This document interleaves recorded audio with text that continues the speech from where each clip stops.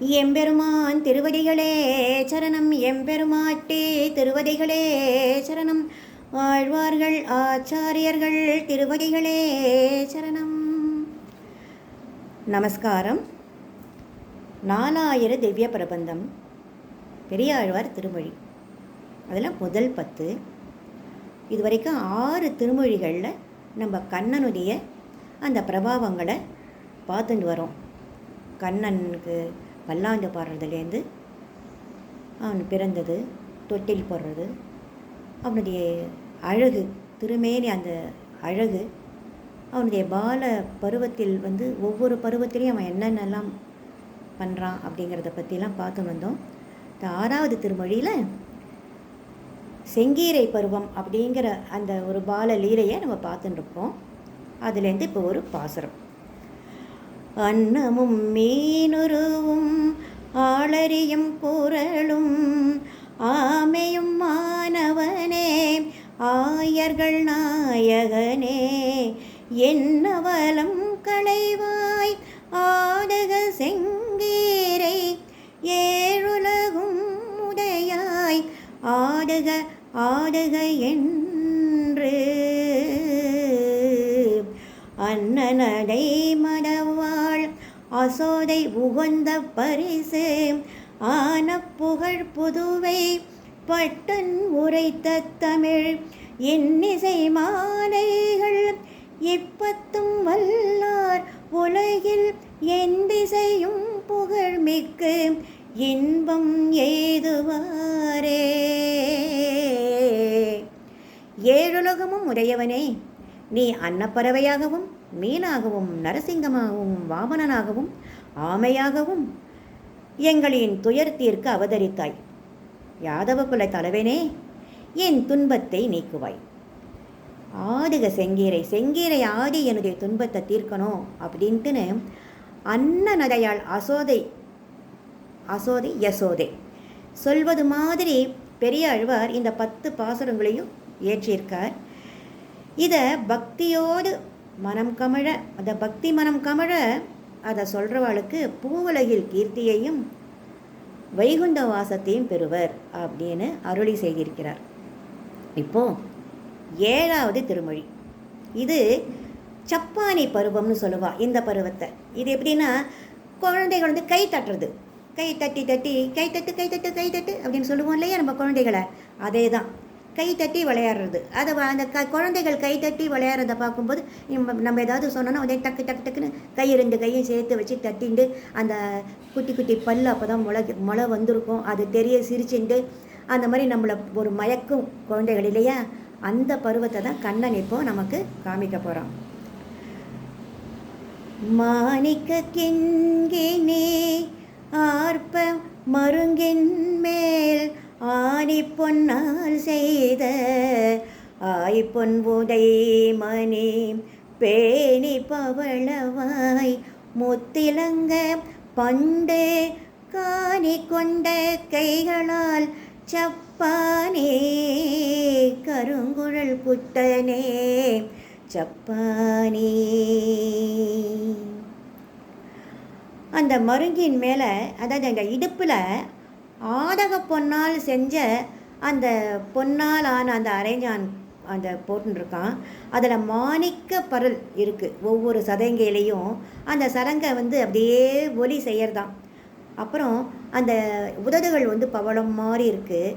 அந்த வாயில் பவளம் மாதிரி இருக்கிற அந்த உதடுகள் இருக்கிற அந்த வாயில் பற்கள் முத்து மாதிரி ஒளி விடுறதான்.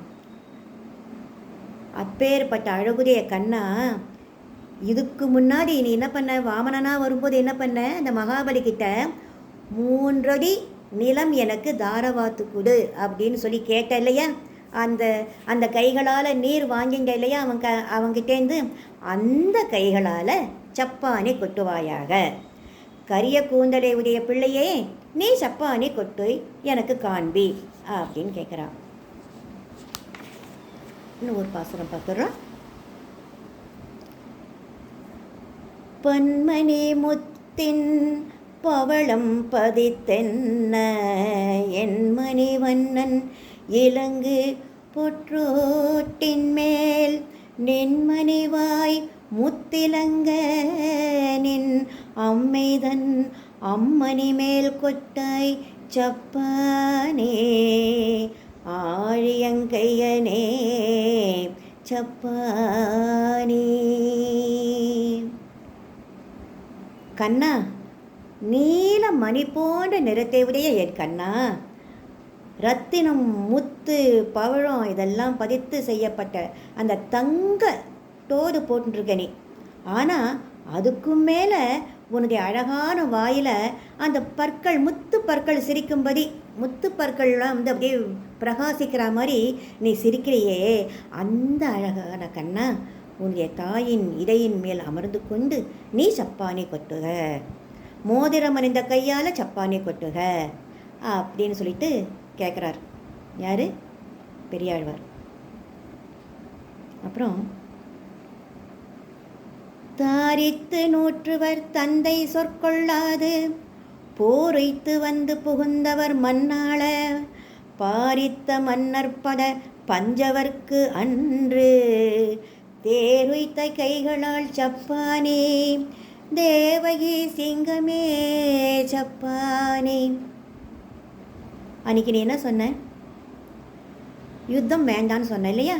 துரியோதனாதிகிட்ட போய் தூது போய் உலகத்துக்கே தந்தையான ஒன்று சொல்ல அலட்சியம் செய்து அந்த துரியோதனன் அவனுடைய தம்பிகள் அந்த கௌரவர்கள் என்ன பண்ணா? யுத்தம் செய்தார். அகம்பாவத்தோடு யுத்தம் செய்தார்.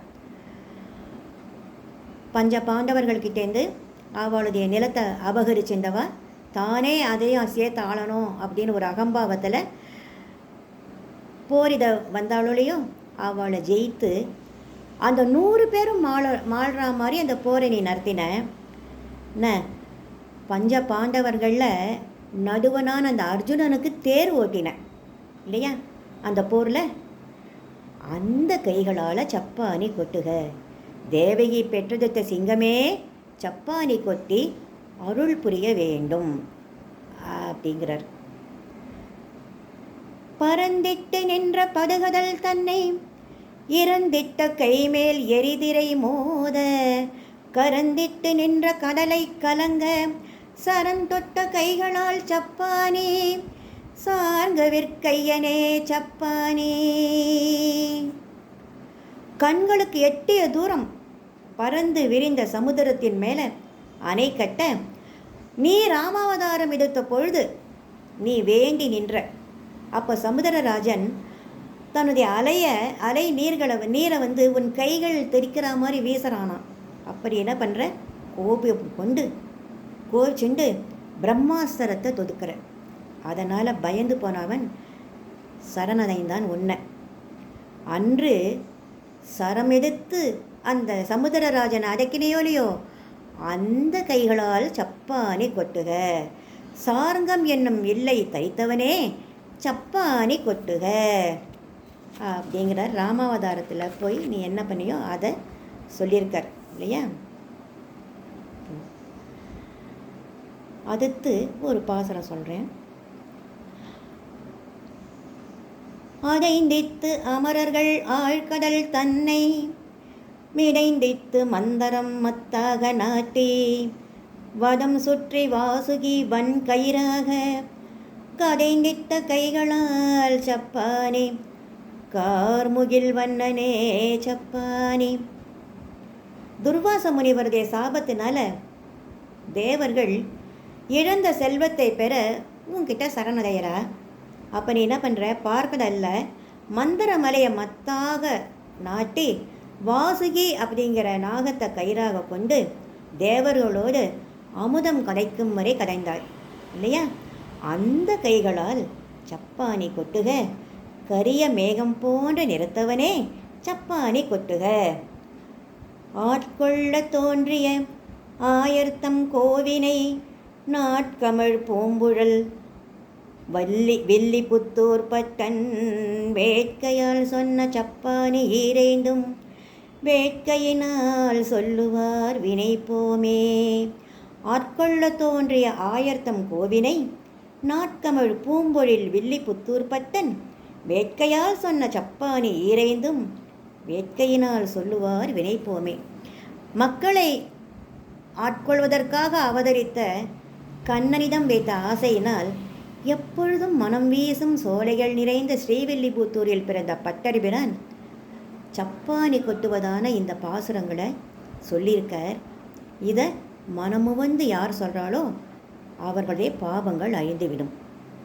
இதோட இன்றைக்கு முடிச்சுக்கிறேன். மீண்டும் சந்திப்போம். நமஸ்காரம். நன்றி. வணக்கம்.